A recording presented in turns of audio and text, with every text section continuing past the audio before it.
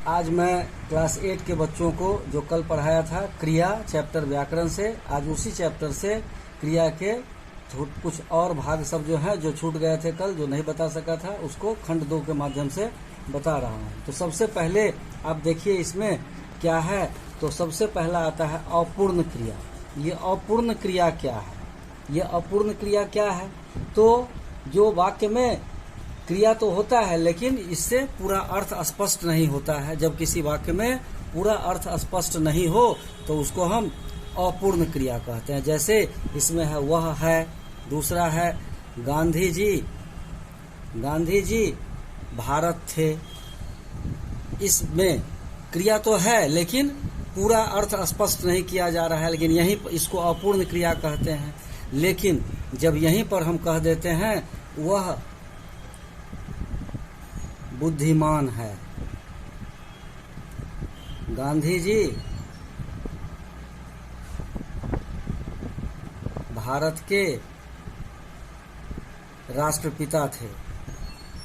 इसमें देखा जाए तो इस है को स्पष्ट किया जा रहा है बुद्धिमान के माध्यम से, इस थे को स्पष्ट किया जा रहा है राष्ट्रपिता के माध्यम से। तो ये बुद्धिमान और ये राष्ट्रपिता, ये चूंकि कार्य को पूरा करने में अर्थ स्पष्ट करता है, इसलिए ये दोनों शब्द बुद्धिमान और राष्ट्रपिता, इसको हम पूरक क्रिया कहते हैं। पहला था अपूर्ण क्रिया और दूसरा हो जाता है पूरक क्रिया। तो इस तरह से एक अपूर्ण क्रिया, दूसरा पूरक क्रिया। अब इसके बाद आता है रचना, संरचना की दृष्टि से। संरचना की दृष्टि से क्रिया के भेद। ये संरचना की दृष्टि से क्रिया के भेद कितने हैं? तो संरचना की दृष्टि से क्रिया के 6 भेद होते हैं। पहला है सामान्य क्रिया। यह सामान्य क्रिया क्या है? तो जब किसी वाक्य में एक ही क्रिया हो तो उसको सामान्य क्रिया कहते हैं। जब किसी वाक्य में एक ही क्रिया हो उसे हम सामान्य क्रिया कहते हैं। जैसे तुम लिखो, यहाँ एक वाक्य तो स्पष्ट हो जाता है, लिखने का काम भी यह एक क्रिया के माध्यम से, तो इसको हम सामान्य क्रिया की श्रेणी में रखते हैं। दूसरा आता है संयुक्त क्रिया। ये संयुक्त क्रिया क्या है? ये संयुक्त क्रिया जब दो धातुओं के मेल से एक क्रिया के संपादन होने का बोध कराता है तो उसको हम संयुक्त क्रिया कहते हैं। इसमें 2 क्रिया हैं लेकिन एक ही काम के होने का बोध कराता है, उसको हम संयुक्त क्रिया कहते हैं। जैसे उसने उसे मार डाला, उसने उसे मार डाला। अब इसमें देखिए तो 2 क्रिया है, जो धातु 2 है, एक है मार, दूसरा है डाल। अब ये दोनों क्रियाओं को मिलने से जब एक क्रिया के होने का बोध होता है उसको हम संयुक्त क्रिया कहते हैं, जिसमें 2 धातु है और पहला धातु है मुख्य धातु जो मूल क्रिया होता है और दूसरा इसको मदद करता है, इसलिए इसको संयुक्त क्रिया कहते हैं। अब इसमें एक चीज और स्पष्ट है कि मुख्य क्रिया जो होती है वह अपना अर्थ खो देता है और पूरक क्रिया को, संयुक्त क्रिया में पहली क्रिया मूल क्रिया होती है जो मुख्य अर्थ देती है। यह संयुक्त क्रिया है, इसमें पहली क्रिया जो है वह संयुक्त में पूरा अर्थ देता है, इसलिए इसको हम संयुक्त क्रिया का मुख्य क्रिया कहते हैं। अब इसके बाद आता है नाम धातु क्रिया। यह नाम धातु क्रिया क्या है? नाम धातु क्रिया जैसा कि स्पष्ट है, जो धातु नाम के रूप में, जिसका धातु है वह नाम के रूप में, और यह 4 शब्दों से मिलकर बनते हैं। जैसे संज्ञा के शब्दों से, सर्वनाम के शब्दों से, विशेषण के शब्दों से और अनुकरणवादी और अनुकरणवाची शब्दों से बनते हैं।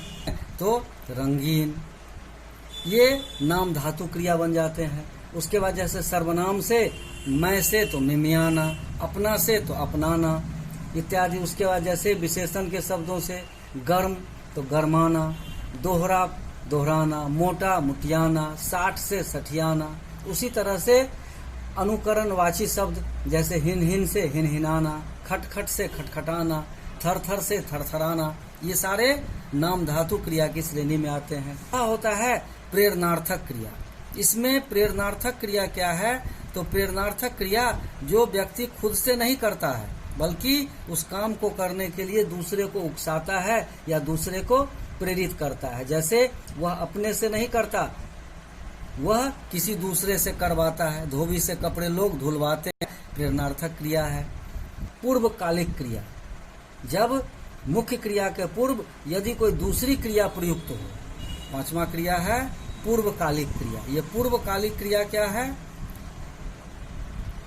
पूर्वकालिक, जो मुख्य क्रिया से पहले एक क्रिया हो गई हो, उसको हम पूर्वकालिक क्रिया कहते हैं।